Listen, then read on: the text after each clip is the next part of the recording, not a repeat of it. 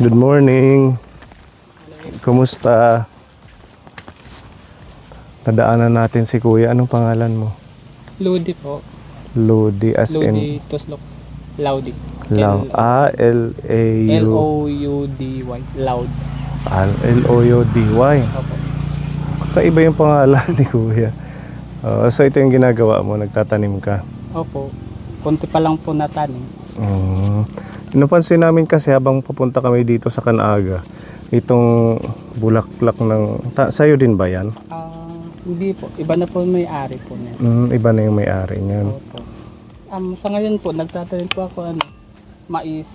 Mayroon naman pong kalabasa, sitaw, pero konti pala po natubo. Ito may tanim na to. Sa ngayon wala pa po. Kasi napatayhan ng pag-inuran. Ilan taon na si Kuya Lodi? 29 po. 29. So, full time ka dito sa pagtatanim? Pag wala namang pong pasok, nag-aaral ka pa? Opo. Saan ka nag-aaral? ISO po, ISO Main. Eastern Samar State University Main Campus. Anong kurso mo? Agriculture po. Di ba? Parang sila Lorna at saka si Chanda, agriculture din. Anong year mo na? Second year po. Second year college. Kaya ito yung ginagawa mo pagtatanim. Pag wala pong pasok. Mahilig ka sa ganito. Opo. Gardening at saka mga crops. Yun po.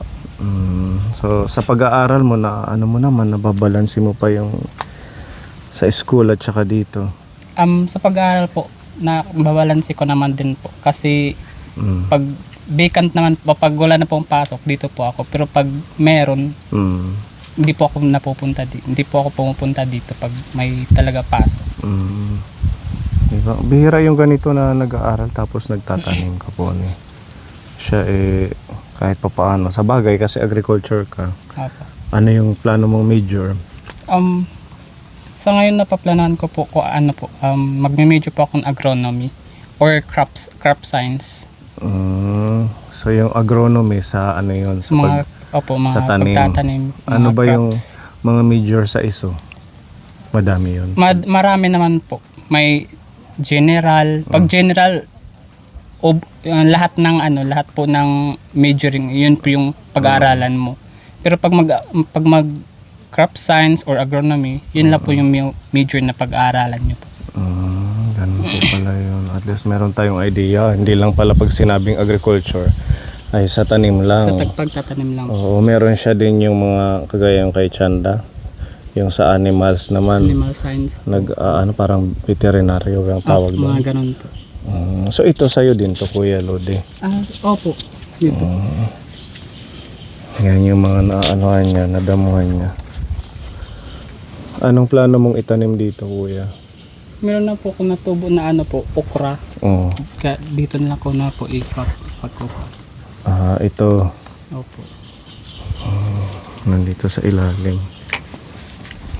Ayan. Lilipat niya. Maganda dito kasi malapit yung tubig. Malapit po yan? tubig.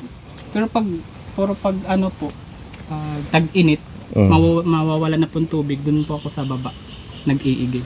Kasi may parang balon dun na di naubusan ng tubig. So ito nawawala ito. Opo, pag halos ngayon lang na medyo nag-uulan-ulan kaya diba? Ang galing, Kuya Lodi. Talagang Lodi ka na namin. Oo, napaka-inspiring ng kwento ng buhay mo. Taga dito ka ba sa Canaga? ako po hindi po kasi ako taga rito. Taga Southern Leyte po ako. Ba't napadpad ka dito? Napunta lang po ako dito kasi yung mama ko nag-asawa ulit nag-asawa taga rito. Kaya napunta po ako dito. So yung mama mo nandito nakatira? Sa ngayon wala po. Nandun po sa Manila kasi nagpapa-check up. Kasi may sakit po yun. Anong sakit ng mama mo? Dati may po siya sakit na TB po. Tuberculosis. Opo. Pero dati naagapan. May libreng gamot naman yun. Hindi siya nakahingi sa sentro pag gano'n. Hinihingi lang yun. Opo, dati. Pero sa ngayon, si mama madam kasi po, kuan, na, matrabaho po, kaya Masipag siya. masipag po, kaya bumalik po yung sakit niya. Ano bang trabaho ni nanay mo? Iba-iba din po, iba-ibang trabaho po, pag ano na pong pagpakitaan, ano, nagluluto, naglalaba, naglilinis po, ano. So yung tinitirhan mo dito, ano lang? Stepfather ko na. Stepfather mo. May kapatid ka, kuya? Sa mama po, 2 o 3 po kami. Nandun po sa Manila, nagtatrabaho na po. Sa papa ko naman po, nandun po sa Southern Leyte. Kaya di na po kami masyado nagkita-kita. Malayo po kasi po. Malayo. Biyahe. Saan, anong bayan ng Southern Leyte? Barangay Hingatunggan, Silago, Southern Leyte. Sa Silago. Malayo nga yun. Almost 6 6 hours hours pong yung biyahe. biyahe. Opo. Sino ang nagpapaaral sa'yo, kuya? Sa ngayon po, ano po, yung kapatid ko po, nagtatrabaho.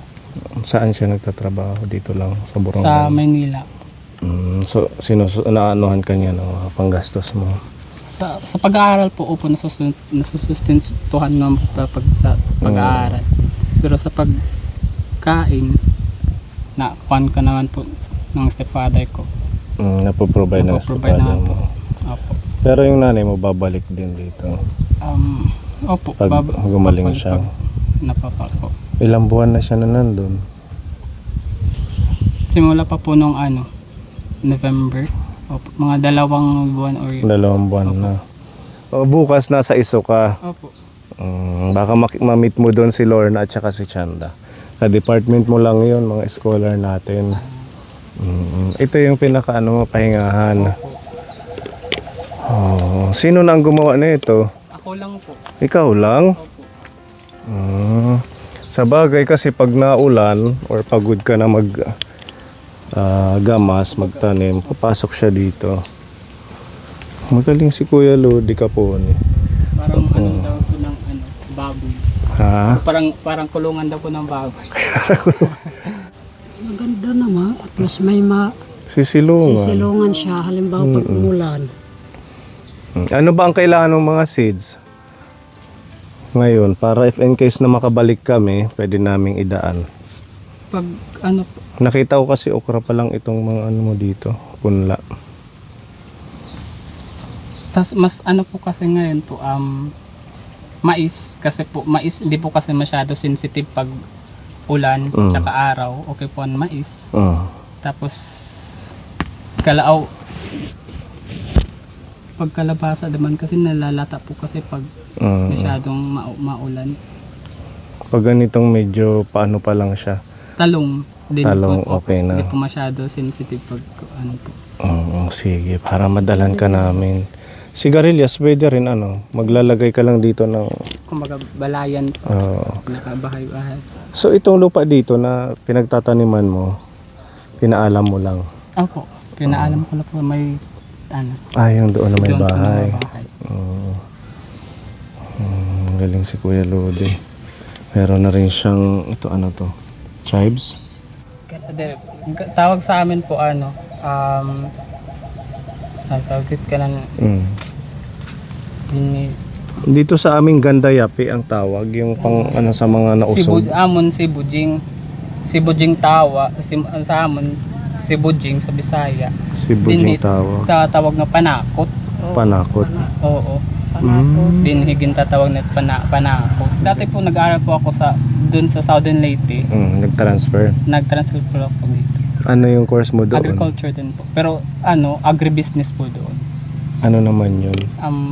Part po yung agriculture pero for business, para pang business po. Yung mga crops mo kung paano po pagbinta or So walang yun, back to zero ka dito? dito po, opo. Walang na-credit na subject?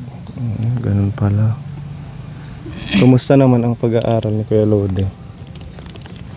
Okay naman. Medyo okay lang po. Wala naman pong problema sa mga mga grado. Okay lang naman po. Pasado naman lahat. Pasado naman din po. Kahit pa paano. Tingnan natin yung kanya mga ginagawa. Ilang ano ka na dito na nagtatanim, kuya? Bago pa lang po, nung ano pala po, nung pag Christmas break. Doon ka lang Doon na po nakakapag... pag Oo, sa bagay. sisimula na naman. Hindi naman pwedeng ano, full time dito kasi nag-aaral ka. May mga tanim na ano, sa'yo din yan. Opo, mais. Pero di ko pa po kasi na abunukan kaya ganun na po ano. Mm. Nabunga na ano, Meron na po. meron na. Hiyang ba ngayon yung mais pag ganito na medyo Pag maulan? maulan po or mainit, hindi naman po siya sensitive. Hindi naman po siya sensitive pag Sige, dalhan kita ng talong. Talong at saka, anong sabi mo kanina? Kalabasa, hindi pa pwede ano. Ay, may kalabasa dyan, kaso parang Di nabansot. po kalabasa. Ha? Ano po yan? Pipino. Pipino. Pipino yan? Opo. Parang kalabasa, oh. Ngayon dyan. Pwede din ano. Dito, pagapang dito sa Opo. pipino. May trellis. May balayan. Oo, dyan. Mapang na lang dyan. Ito na yung mga tanggal niya. Nakasimula ko pala po pag naiinis. Kaya medyo Oh. mabuti naman po kasi ang panahon. Hindi naman po masyado, hindi naman mainit. So, kaya Kahapon maganda na yung panahon. kaya Kaya, po, opo, kaya po naglilinis. pwede na tayong kilos-kilos ng pagdadamo. Ang problema lang pag naulan, nawawash out sila. Opo. Lalo na pag mababa ba itong lugar, hindi naman. Opo, mababa po. Pag malakas po ulan, nababa po dito. Pero start na siguro to ngayon, no, Pepa? Ang pag ano ng araw. Tapos pag tanghali, doon ka sa kubo. Opo, nagpapahinga. Dapat meron siyang bulo. Para mabilis yung pagkanyan. Bihira po yung ganito ng estudyante na nagtatanim pag walang ginagawa or walang pasok.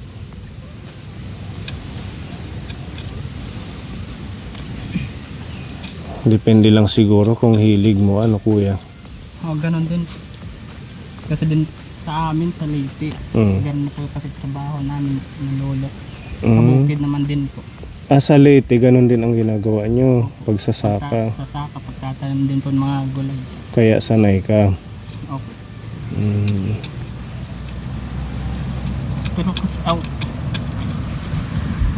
ano lang po kasi dito, libangan. Kaysa naman po kasi nakatambay lang po sa bahay or aalis or gala-gala, wala naman po Walang mapapala. wala naman po mapapala. Pag, Isa sa magmamarites ka lang sa kapitbahay, ano kuya?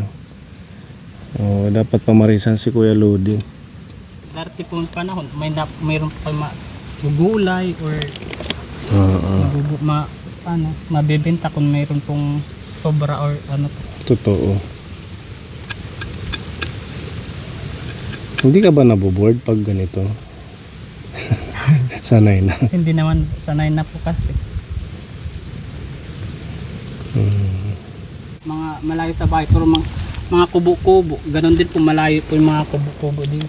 Mga ano nila, pahingahan lang na Pahingahan nagtatanim. din po.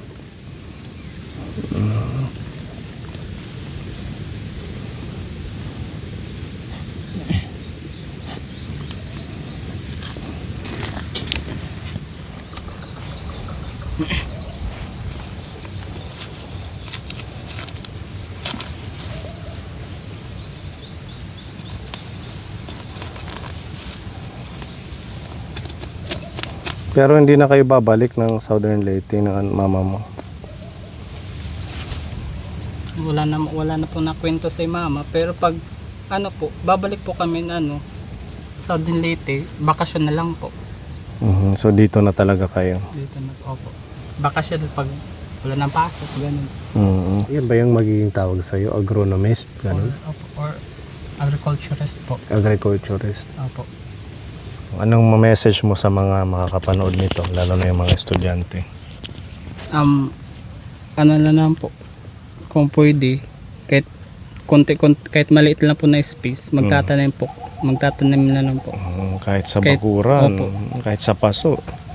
Kasi darating po talaga panahon nga na imbis na bibili, meron po maaani, makukuha pag kaysa naman po marites lang po sa labas. Totoo yan, nagiging productive ka pa. At saka ito, napakapayapa dito yung ganitong lugar.